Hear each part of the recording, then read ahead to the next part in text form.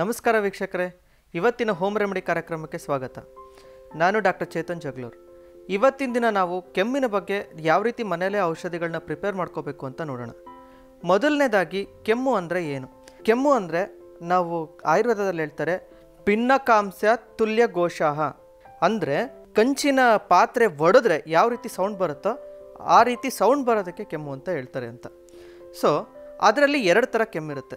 ಒಂದು ಒಣ ಕೆಮ್ಮು ಮತ್ತು ಕಫಯುಕ್ತ ಕೆಮ್ಮು ಅಂತ. ಒಣ ಕೆಮ್ಮು ಎಲ್ಲರಿಗೂ ಗೊತ್ತಿದೆ, ಅದಕ್ಕೆ ಬಾಡಿ ಒಳಗೆ ಉಷ್ಣಾಂಶ ಜಾಸ್ತಿಯಾಗಿ ಆಮೇಲೆ ಬೇಸಿಗೆ ಕಾಲದಲ್ಲಿ ಜಾಸ್ತಿಯಾಗಿ ಬರುತ್ತೆ, ಆಮೇಲೆ ಧೂಳಿಗೆ ಹೋಗೋದ್ರಿಂದನೂ ಜಾಸ್ತಿ ಬರುತ್ತೆ. ಕಫಯುಕ್ತ ಕೆಮ್ಮು ಯಾವಾಗ ಬರುತ್ತೆ? ತಂಪಾದ ಪಾನೀಯಗಳನ್ನ ಸೇವಿಸೋದ್ರಿಂದ, ಅದ್ರ ಜೊತೆಗೆ ಈ ತಣ್ಣನೆ ವಾತಾವರಣ ಇರುವಾಗ ಈ ಕಫಯುಕ್ತ ಕೆಮ್ಮು ಬರುತ್ತೆ. ಕೆಲವೊಂದು ಸಾರಿ ಇನ್ಫೆಕ್ಷನ್ ಆದರೂ ಬರುತ್ತೆ, ಅದೇ ಸೋಂಕು ಅಂತ ಹೇಳ್ತೀವಲ್ಲ, ಅದಾಗೋದ್ರಿಂದನೂ ಕೆಮ್ಮು ಬರುತ್ತೆ. ಸೊ ಇದಕ್ಕೆ ನಾವು ಮನೇಲೇ ಯಾವ ರೀತಿ ಔಷಧಿಗಳನ್ನ ಪ್ರಿಪೇರ್ ಮಾಡ್ಕೊಳ್ಳೋದು ಅಂತ ನೋಡೋಣ. ಅದಕ್ಕೆ ಬೇಕಾದ ಸಾಮಗ್ರಿಗಳು ಅಂತ ಹೇಳಿದ್ರೆ ಕಾಳುಮೆಣಸು, ಶುಂಠಿ, ಏಲಕ್ಕಿ, ಲವಂಗ ಮತ್ತು ಬೆಲ್ಲ.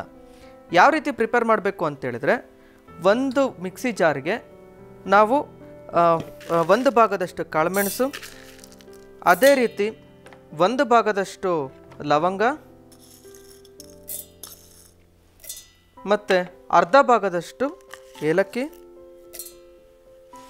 ಮತ್ತು ಒಂದು ಭಾಗದಷ್ಟು ಶುಂಠಿ, ಇದನ್ನು ಹಾಕಿ ಮೊದಲು ಪೌಡರ್ ಮಾಡ್ಕೋಬೇಕು.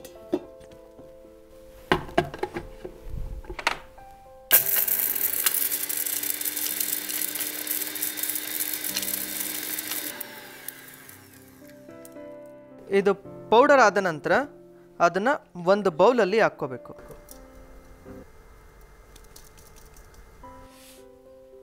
ಮಿಶ್ರಣವನ್ನು ಒಂದು ಕಲ್ವದಲ್ಲಿ ಹಾಕಿ ನಂತರ ಅದು ಸಂಪೂರ್ಣವಾಗಿ ಮಿಶ್ರಣವಾಗುವಷ್ಟು, ಅಂದರೆ 2 ಪಾರ್ಟ್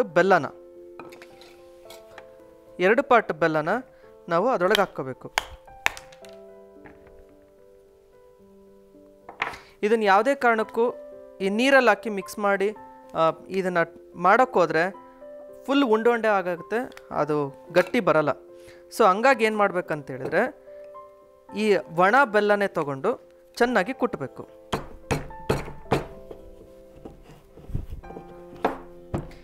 ಇದು ಚೆನ್ನಾಗಿ ಕುಟ್ಟಿದ್ದ ನಂತರ ಮತ್ತೆ ಒಂದು ಬೌಲಲ್ಲಿ ಹಾಕಬೇಕು. ಈ ಮಿಶ್ರಣವನ್ನು ಚೆನ್ನಾಗಿ ಕಲಿಸ್ಬೇಕು.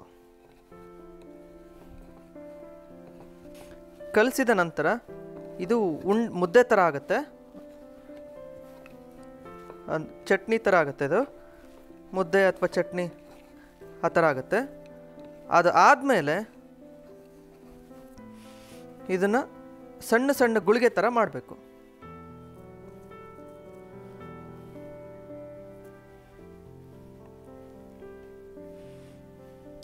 ಈ ಥರ ಗುಳಿಗೆಗಳು ಮಾಡಿಟ್ಕೊಂಡು ಬಿಸಿಲಿಗೆ ಅಥವಾ ನೆರಳಿನಲ್ಲಿ ಒಣಗಿಸಿದ್ರೆ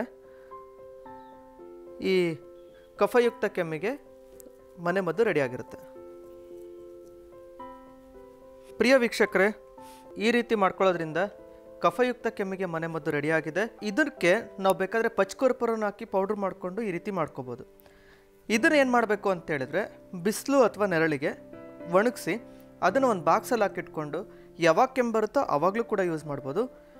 ದಿನಕ್ಕೆ ಒಂದು 4 ರಿಂದ 5 ಮಾತ್ರೆಗಳನ್ನ ನಾವು ಯೂಸ್ ಮಾಡ್ಕೋಬೋದು.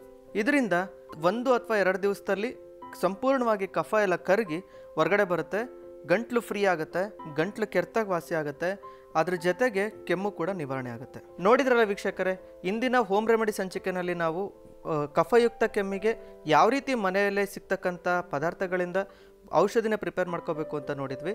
ಇದೇ ರೀತಿಯೇ ಮುಂದಿನ ಸಂಚಿಕೆಯಲ್ಲಿ ನಾವು ಬೇರೆ ಬೇರೆ ಕಾಯಿಲೆಗಳಿಗೆ ಮನೆಯಲ್ಲೇ ಸಿಗ್ತಕ್ಕಂಥ ಮತ್ತು ನಮ್ಮ ಕಾಂಪೌಂಡಲ್ಲೇ ಸಿಗ್ತಕ್ಕಂಥ ಔಷಧಿ ಪದಾರ್ಥಗಳಿಂದ ನಾವು ಮನೆಮದ್ದನ್ನು ತಯಾರಿಸೋ ವಿಧಾನಗಳನ್ನ ತಿಳ್ಕೊಳ್ಳೋಣ. ಅಲ್ಲಿವರೆಗೂ ನಮಸ್ಕಾರ.